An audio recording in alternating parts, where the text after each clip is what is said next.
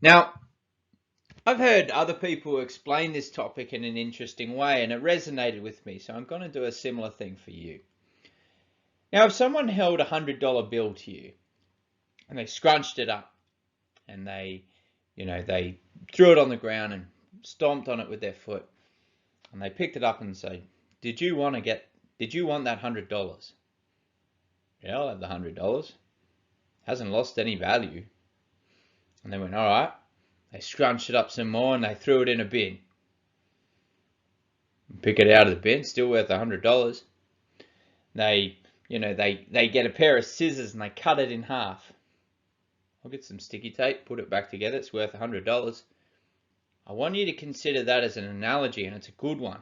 It resonates with a lot of people because the fact that someone is doing something to the $100 bill does not in any way reduce its value. It still retains that. Even though it's been scruffed up, it might look less pretty than another $100, it still converts the same way. It'll still help us buy something for $100 or less. Now, I want you to consider that in an analogy of us and ourselves and the way that we perceive ourselves in the world. Because if someone were to say to you that you have less value, does that mean you have less value? I would suggest it maybe doesn't. Maybe that's not the case at all. Maybe the value we prescribe is determined by the people that we invest our time with, or the projects that we support, or the causes we invest in. And maybe our reputations are a reflection of how well we do that. And our character is the delivery or the mechanism by which we lean into our reputations or create our reputations. But someone telling you you're not worth anything doesn't mean you're not worth anything. It's an opinion. Their opinion's worth no more than yours in that respect. So let's look at this in a little bit more detail. Habib once said, "It is nice to be liked, but it is better to be respected."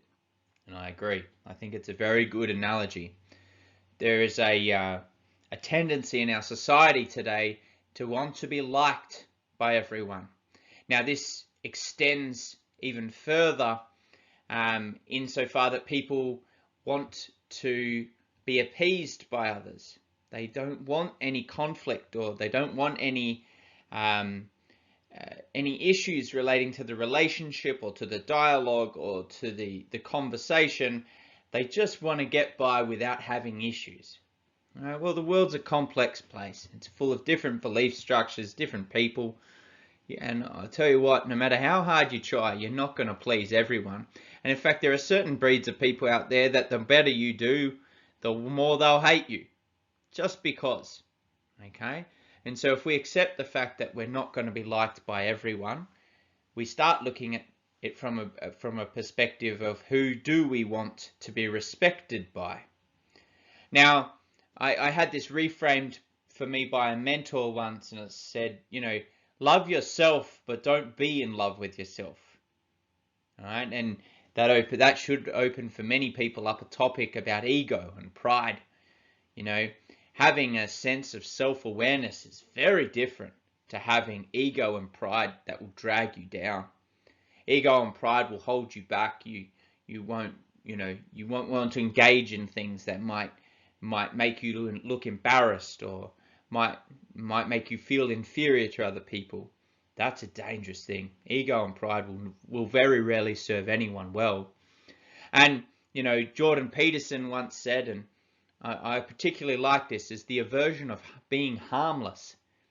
Now, I come from a military context. I went to an all-guys school, and there's 2,000 rugby boys, chomping at the bit to find their place in the world. And I agree with it insofar that someone who's harmless or meek or tender or weak very rarely has any level of assertiveness.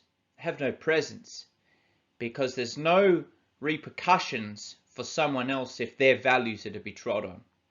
Someone, you might be a good person, but you might be harmless. That's a dangerous place to be in this world.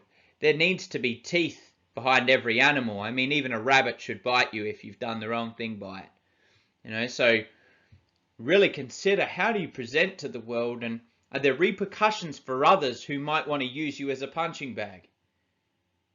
And what are those repercussions? How far will you go?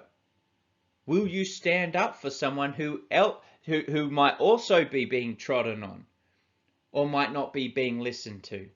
Will you protect them, and how will you protect them? Because sometimes the teeth need to come out, and sometimes we need to protect ourselves, and that's okay. A little bit of conflict makes sure that the world understands its boundaries. Ask yourself, am I harmless? Because no one's respected a harmless person. It's never happened. There's got to be that sense of, wow, like this person knows their values and they're willing to protect them. They have courage, they have fortitude, they'll stand behind them.